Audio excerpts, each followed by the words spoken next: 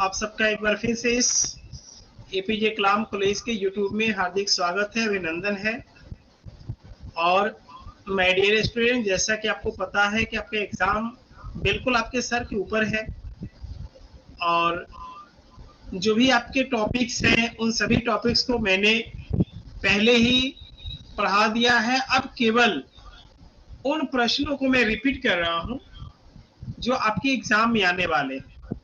जैसा कि आप सबको पता है कि मैंने पिछले क्लास में nature and scope of geomorphology मैंने बताया था आपको, ओरिजिन ऑफ अर्थ मैंने बताया था, nebular tidal big bang theory के बारे में मैंने बताया था, internal structure of the earth के बारे में बताया था।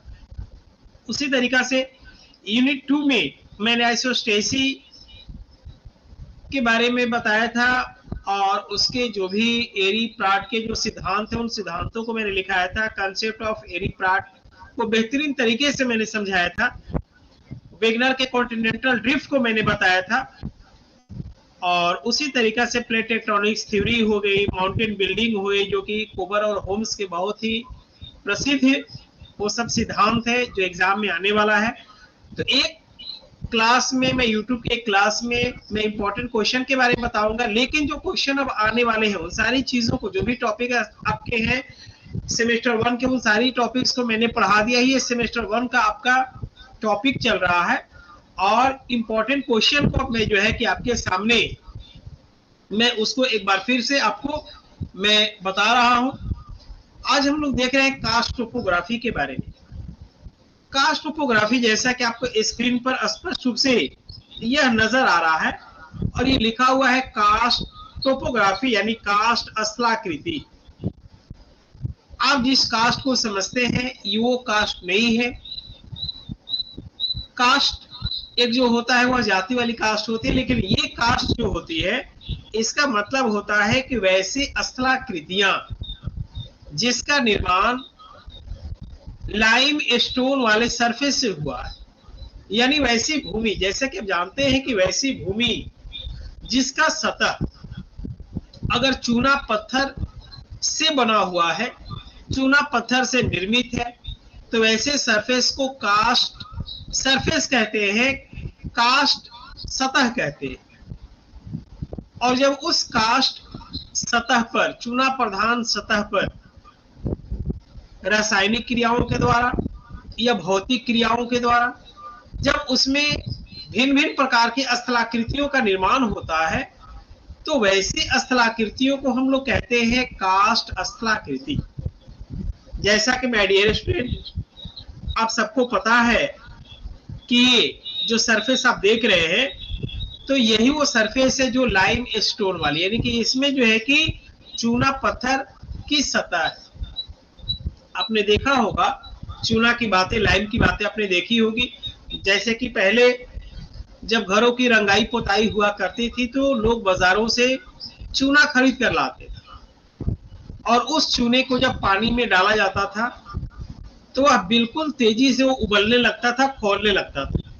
उसका टेम्परेचर बहुत ज्यादा हो जाता था, गलती से आपका हाथ अगर पैर पड़ गया उसमें तो पूरी तरह से जल जाता था। तो यह चूना जो होता है और लाइम जो होता है वो पानी के साथ रिएक्शन करता है और इस रिएक्शन के दौरान इस पर क्या होती है कि इस तरह से वह चूना जो है कि पानी में बह जाता है, वह चूना पानी में घुल जाता है और घुलने के बाद बह जाता है और इस तरह से जो आप देख रहे हैं इस तरह की आकृतियां बन जाती हैं। ये देखिए इस तरह की आकृतियां बन गई। तो ऐसी स्थलाकृतियां जो होती है चूना प्रधान वाले क्षेत्रों में जो बनती हैं, इन्हें हम लोग कास्ट स्थलाकृति कहते हैं। अब प्रश्न ये उठता है कि इस तरह की जो स्थलाकृतियां बनती हैं तो किन क्षेत्रों में बनती हैं? तो चूना प्रधान क्षेत्रों में बनती है, जहां की जमीन, जहां की भूमि के ऊपरी भागों में चूना है और वहां पर सिलिका भी है, यानी सिलिकन की मौजूदगी है, चूने की मौजूदगी है। तो जब बारिश होती है वर्षा जल, तो वर्षा जल क्या होता है कि जब उस सतह पर पड़ता तो सतह पर पड़ने के बाद उस सतह के साथ चूने के साथ रिएक्शन करता है और उस चूने को पानी में घुला लेता है, यानी कि वह चूना पानी में घुल जाता है और घुलने के बाद वह चूना वाला पानी बह जाता है। तब वहां पर केवल सिलिका ही बच जाता है, जो बहुत ही नुकीला हो जाता है, कटीला हो जाता है, और उस कटीले वाले सरफेस के कारण इस तरह की आकृतियां बन जाती हैं। जिससे क्या हुआ कि जब बहुत गहराई तक वह पानी प्रवेश करता है, वहां का चूना घुलता चला जाता है, तो उस कंडीशन में इस तरह की स्थलाकृतियां बनती है। उसमें कोई स्तंभ की तरह, पिलर की तरह बन जाता है, कोई बिल्कुल ऊपर का पिलर नीचे का पिलर दोनों में अटैच हो जाता है। तो इस तरह की कई स्थलाकृतियां बनती हैं। उसी चीज को हम लोग देख रहे हैं कि the karst landforms and cycle of erosion, इसमें हम लोग जो है कि कास्ट स्थलाकृतियों के बारे में हम लोग देख रहे हैं। अब यहाँ पर कहने का मतलब ये है कि उसी चीज को यहाँ पर दिखाया गया है कि कौन कौन सी स्थलाकृतियां यहाँ पर निर्मित होती है। तो पहली बात तो ये है कि इस तरह की जो रचनाएं होती हैं वह एक्चुअली में चूना प्रधान क्षेत्रों में होती है। अब प्रश्न ये उठता है कि चूना प्रधान वाले क्षेत्र कहाँ कहाँ पर है भाई। तो अगर आप अपने देश में बात करें तो हमारे देश में मध्य प्रदेश का जो चंबल घाटी है, जिसको आपने सुना होगा चंबल की घाटी, वह चंबल की घाटी जिसमें फूलन देवी उसमें जो है कि रहा करती थी अपने सरगना के साथ। तो वह चंबल की घाटी जो है एक्चुअली में वह घाटी आज बिहार के नाम से जाना जाता है, और वह चूना प्रधान शैलों से ही बना हुआ था, और वहां की जो चट्टानें थी, चूना था, वह पानी में घुल गया था, और जिसकी वजह से इस तरह से आप देख रहे हैं कि जो गहरी गहरी जो खाइयां इसमें बनी हुई है उस तरह से वहां पर बच जाती है। ऊपर से देखने पर ये बिल्कुल लगेगा कि घास है, हरा भरा है, ऊपर पेड़ है, लेकिन उसके नीचे जब आप आएंगे तो इस तरह के केव नजर आते हैं, इस तरह की गुफाएं नजर आती हैं। तो जो हरा भरा आपको नजर आ रहा है, इस पर अगर आप चलेंगे, अगर कोई गाड़ी लेके जाएंगे तो वह गाड़ी नीचे धंस जाएगी, और जिसकी वजह से दुर्घटनाएं हो जाएगी। तो इस तरह से आप देखिएगा कि अब इस पर प्रश्न क्या पूछा जाएगा। इस पर प्रश्न ये पूछा जाएगा कि कास्ट स्थलाकृतियों की प्रमुख विशेषताओं को लिखें। क्या पूछा जाएगा? कास्ट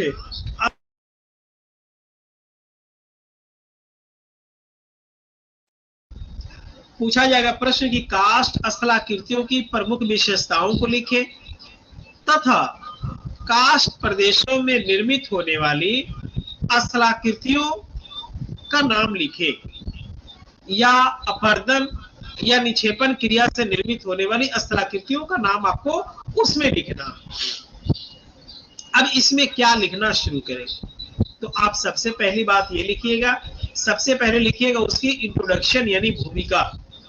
अब भूमिका में क्या लिखेंगे? आप लिखेंगे पहले चीज की कास्ट प्रदेश से आप समझते क्या, कास्ट प्रदेश होता क्या है। तो लिखना है कि चूना प्रधान वाले क्षेत्रों को कास्ट प्रदेशों के नाम से जाना जाता है, यानी चूना प्रधान क्षेत्रों को कास्ट प्रदेशों के नाम से जाना जाता है। इस कास्ट प्रदेश में या चूना प्रधान वाले क्षेत्रों में निर्मित होने वाली स्थलाकृतियों को कास्ट स्थलाकृति के नाम से पुकारा जाता है। अब इसमें निर्मित होने वाली स्थलाकृतियां जो होती हैं, अब इनके बारे में लिखना है कि कैसे निर्मित होती हैं। तो अब उसमें ये लिखना है कि कास्ट प्रदेशों में रासायनिक क्रियाओं के द्वारा तथा भौतिक क्रियाओं के द्वारा कास्ट स्थलाकृतियों का निर्माण होता है, यानी कि chemical action and physical action. तो chemical action and physical action से कास्ट प्रदेशों में स्थलाकृतियों का निर्माण होता है।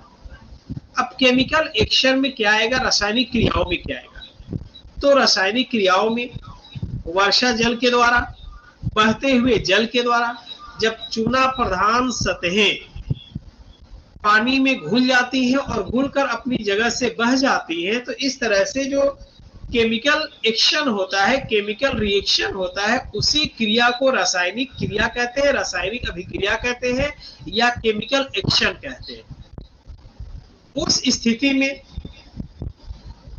घुलीकरण और अपर्दन से निर्मित होने वाली स्थलाकृतियां कौन कौन सी हैं, तब उसका लिखिएगा कि ये स्थलाकृतियां निम्नलिखित। उसमें पहला लिखिएगा पोलजे, पहला लिखिएगा पोलजे, यानी कास्ट प्रदेशों में घूलीकरण और अपर्दन क्रिया से निर्मित होने वाली स्थलाकृतियों का जो नाम पहला लिखिएगा पोलजे। अब ये पोलजे होता कैसा, तो जैसा कि मैंने शुरू में आपको बताया कि ये जो स्थलाकृतियां हैं ये, तो यही पोलजे जो आप देख रहे हैं ये पोलजे, क्योंकि जब चूना प्रधान क्षेत्र होता है और इस चूने प्रधान क्षेत्रों में क्या होता है कि बारिश होती है, तो बारिश के दौरान चूना क्या होता है कि बह जाता है और केवल सिलिका जो है वह अपनी जगह पर रह जाता है। तो उस कंडीशन में वह सिलिका पर नंगे पैर चलने से वह पैरों में चुभने लगता है। क्या होता है, वह पैरों में चुभने लगता है, यानी चुभन होने लगती है, पैरों में उसे क्या होता है, चुभन होने लगती है और उसकी वजह से लगता है कि कोई नुकीली सी सुई है और आपके पैरों में चुभ रही। तो इस तरह के जो नुकीली आकृतियां बन जाती है, स्थलाकृतियां बन जाती है कास्ट प्रदेशों में, इसी को कहते हैं, क्या कहते हैं, लैपिज, इसको कहेंगे लैपिज। इसमें जो है कि पोलजे जो मैंने कहा था, पोलजे एक विस्तृत रूप होता है, लेकिन सबसे पहले जो है इस तरह के नुकीली जो आकृतियां बनती हैं इसको कहते हैं लैपिज। क्या कहते हैं इसको, इसको लैपिज कहते हैं, चूंकि गलती से बोला गया लैपिज की जगह पर पोलजे, ठीक है। तो ये लैपिज, तो ये तो पहली स्थलाकृति हो गई। दूसरी स्थलाकृति में आपको बनता है छोटा छोटा, पहले एक बारीक सा छिद्र बनता है जिसको कहते हैं घोल रंध्र। घोल मतलब होता है घुल जाना, घुल कर बनने वाला होल्स, तो उसको कहते हैं घोल रंध्र। जैसा कि आप देखिएगा कि यहाँ पर सबसे पहले यहाँ पर बन गया है छोटा छोटा होल्स, देखिए यहाँ पर छोटा छोटा होल्स बना हुआ ऊपर, तो जो छोटे छोटे होल्स है उसी को कहते हैं हम लोग घोल रंध्र। उसी घोल रंध्र को कहते हैं सिंक होल। क्या कहते हैं उसको, सिंक होल कहते हैं। अब क्या होता है कि जब सिंक होल का आकार बड़ा हो जाता है तब वो जो होता है विलय रंध्र बन जाता है, यानी कि वो रंध्र जो है वो विलय कर जाता है, यानी कई रंध्र आपस में मिलकर वो विलय रंध्र बनाते हैं। तो पहले घोल रंध्र, घोल रंध्र के बाद होता है विलय रंध्र, और जब विलय रंध्र का आकार बड़ा हो जाता है तब वो हमारा बन जाता है डोलाइन। क्या बन जाता है, वह बन जाता है डोलाइन। जैसे कि आप देखिएगा कि इसमें बहुत सारी स्थलाकृतियों के बारे में इसमें जो मैंने स्क्रीन शेयर किया है, तो इसमें डोलाइन वगैरह भी इसमें दिखाया गया है, इसमें जो है कि घोल रंध्र भी दिखाया गया है, वो सारी स्थलाकृतियों के बारे में इसमें दिखाया गया है। तो सबसे पहले मैंने कहा था कि ये सिंक होल बन गया है, देखिए यहाँ पर साफ दिख रहा है कि सिंक होल है। सिंक होल जब बड़ा हो जाता है तो वह आपको बन जाता है विलय रंध्र बन जाता है, और विलय रंध्र जब आकार में बड़ा हो जाता है तब वह बन जाता है डोलाइन।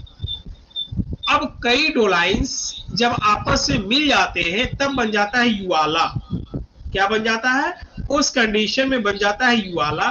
तो युवाला बनेगा, और युवाला का जब आकार बहुत बड़ा हो जाएगा तब जाके बन जाएगा वो पोलजे।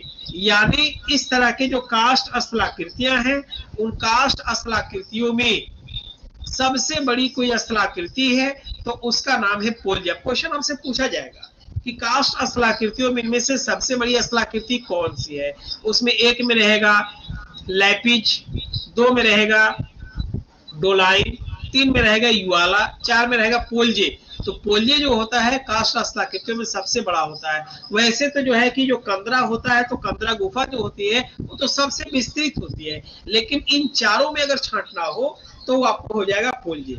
तो ये तो स्थलाकृति आपको हुई अपर्दन क्रिया के द्वारा। उसके बाद आपको बताना है उसमें अपर्दन क्रिया से और भी क्या भाई, तो ब्लाइंड वैली बन जाती है, अंधी घाटी बन जाती है। जैसे कि आप देखिएगा कि ये कोई नदी आ रही है, उधर से नदी बहती हुई आ रही है, आने के बाद वह नीचे गिरती चली जा रही है और उसके आगे की घाटी सूख जाता है, तो उस कंडीशन में वो बन जाता है ब्लाइंड वैली। तो ब्लाइंड वैली भी इस तरह के कास्ट स्थलाकृतियों की एक महत्वपूर्ण विशेषताएं होती है। उसी तरीका से जब किसी कास्ट प्रदेशों वाले क्षेत्रों से होकर कोई नदी बहती है या मान लीजिए कि वर्षा का जल जो है कि वहां से होकर बहता है, तो उस कंडीशन में क्या होता है कि पानी उस कास्ट प्रदेशों से चूना को घुलाकर नीचे की तरफ आने लगता है, और आने के बाद जो है उस दौरान निक्षेपण क्रिया से जो है कई प्रकार की स्थलाकृतियों का निर्माण होता है, ये डिपोजिशनल टोपोग्राफी बनती है यानी कास्ट प्रदेशों में। अब वह चूना जब ऊपर से यानी नीचे की ओर टपकता है, तो नीचे टपकने के बाद इस तरह से आप जो देख रहे हैं ये पिलर्स की तरह बन जाता है, यानी चूना जब टपकता है तो चूना जमा होते होते और ये आप जो देख रहे हैं इस तरह के ये पिलर्स बन जाता है। यानी आप इसको देखिएगा, मैं आपको बिल्कुल मार करके उसको मैं दिखला दूं ताकि आपको समझने में आसानी हो जाएगी। तो मैंने कहा कि ये जो आप देख रहे हैं तो एक्चुअली में ये जो पिलर्स की तरह आप जो दिख रहा है, तो होता क्या है कि ऊपर से जब ये चूना नीचे की ओर टपक रहा है तो सबसे पहले यहाँ पर ये जमा हुआ, फिर यहाँ जमा हुआ, और जमा होते होते होते होते इस तरह से जो है कि ये एक पिलर्स बन जाता है। तो ये बिल्कुल स्तंभ की तरह होता है, इसको कहते हैं स्टैलेग्माइट। क्या कहते हैं? स्टैलेग्माइट कहते हैं, जो सतह पर चूना जमा होते होते इस तरह से बन जाता है। और दूसरी चीज क्या होती है कि कुछ चूना जो है जो ऊपर से टपकता है, तो ऊपर से टपकने के दौरान वह जो है उसके छत से इस तरह से लटका हुआ रहता है, यानी कि उसके छत से ऊपर से इस तरह से लटका हुआ रहता है, तो उसको कहेंगे स्टैलेक्टाइट। क्या कहेंगे उसको? स्टैलेक्टाइट। और नीचे जो है कि यहाँ पर ये जो था ये, तो ये है हमारा स्टैलेग्माइट। लेकिन एक समय ऐसा आता है कि ये दोनों आपस में ऊपर से लटका हुआ चूना का जो स्टैलेक्टाइट है और नीचे बनता हुआ स्टैलेग्माइट है, ये दोनों आपस में मिल जाता है, तब ये बन जाता है। चूंकि अंदर ये कंदरा है, ये गुफा है, तब बन जाता है आपको जो है कि केव पिलर्स, उसको कहते हैं कंदरा स्तंभ। तो जब दोनों मिल जाता है तो उस कंडीशन में आप देखिएगा कि ये जो है कि यहाँ पर ये पिलर जो आपको नजर आ रहा है, तो एक्चुअली में ये जो पिलर्स आपको नजर आ रहा है ये उसी प्रोसेस से बना हुआ है, और इसी पिलर्स पर जो है कि ऊपर की जो छत है कंदरा की गुफा की टिकी हुई रहती है। अब कई बार ऐसा होता है कि पानी जब बह के आता है तो पानी, अब देखिएगा कि वो पानी क्या होता है, वह जो है कि वह नीचे चला आता है, यानी वो पानी जो है वो नीचे चला आता है बह के। और उस कंडीशन में देखिए कि ऊपर से जो लटका हुआ है तो यही है स्टैलेक्टाइट। ऊपर से जो लटका हुआ है ये स्टैलेक्टाइट है, और जो नीचे यहाँ पर जो बन रहा है वो स्टैलेग्माइट है। दोनों मिल जाएगा तो वह पिलर्स बन जाएगा। और पानी रिस कर जब नीचे आता है तो इसमें क्या होता है कि देख रहे हैं कि इसमें पानी भी है, इसमें क्या है, इसमें ऑलरेडी पानी भी है। तो ये जो है कि ये कंदरा गुफा के अंदर होता है, ऊपर से पानी जब रिस कर ये नीचे आता है तो उस कंडीशन में इस तरह की गुफाएं बन जाती है। तो आपने देखा कि कास्ट प्रदेशों में निक्षेपण क्रिया से निर्मित होने वाली जो स्थलाकृतियां होती है उसमें निम्नलिखित प्रकार की स्थलाकृतियां होती है। पहली चीज तो उसमें ये हो जाता है कि स्टैलेक्टाइट होता है, दूसरा स्टैलेग्माइट होता है, तीसरा कंदरा स्तंभ होता है। तो इस तरह के जो है कि आपकी स्थलाकृतियां बन जाती है। जबकि कास्ट प्रदेशों में अपर्दन क्रिया से निर्मित होने वाली जो स्थलाकृतियां है उसमें मैंने सबसे पहले बताया लैपिज, यानी लैपिज जो है कि कास्ट प्रदेशों में अपर्दन क्रिया से निर्मित होने वाली स्थलाकृति है। दूसरी चीज आपने देखा उसमें सिंक होल जिसको हम लोग कहते हैं, जिसको जो है कि घोल रंध्र कहते हैं। उसके बाद तीसरा जो हमारा होगा अपर्दन और घोलीकरण क्रिया से विलय रंध्र हो जाएगा। उसके बाद आप लिखिएगा उसमें कि आपका डोलाइन हो जाएगा। उसके बाद आपका जो है कि युवाला हो जाएगा। उसके बाद आपका पोल्जे हो जाएगा। उसके बाद आपकी अंधी घाटी हो जाएगी, ब्लाइंड वैली हो जाएगी। उसके बाद कंदरा गुफा हो जाएगा। तो कंदरा गुफा, ये सब सारी स्थलाकृतियां जो होती है ये कास्ट प्रदेशों की प्रमुख स्थलाकृतियां हैं। तो ये आपका प्रश्न इस बार आने वाला है, इसको अच्छे से प्रिपेयर कर लीजिएगा, क्योंकि इन सारी चीजों को मैंने डिटेल्स में आपको मैंने पढ़ा दिया है। अब केवल आपके आने वाले प्रश्नों पर मैं फोकस कर रहा हूं कि कैसे आपको लिखना है। तो आपको इस प्रश्न को कम से कम जो है कि आपको 3 से 4 पेज में जरूर लिखनी है। आपको इसमें डायग्राम बनाना है, पिक्चर बनाना है। जैसा कि ये डायग्राम जो है कि मैंने इसमें दिखाया इस तरह के डायग्राम्स को आपको बनानी है ताकि आपको आसानी हो। हालांकि क्लास में मैंने जो है कि आसान डायग्राम्स को भी मैंने बताया था, जो कि वो आपको फायदा करने वाला है। तो इस तरह से जो भी इंपॉर्टेंट क्वेश्चन होंगे उन सारी चीजों की चर्चा मैं आपके इस YouTube चैनल पर मैं कर दूंगा। हालांकि ये आपके ऑनलाइन क्लास के माध्यम से सारी चीजों को मैंने पहले पढ़ा दिया है। तो नेक्स्ट क्लास में हम लोग दूसरे टॉपिक की बातें करेंगे जो आपके एग्जाम में आने वाले हैं। तो आज बस इतना ही। बहुत बहुत धन्यवाद। Thank you very much. जय हिंद, जय भारत। Thank you.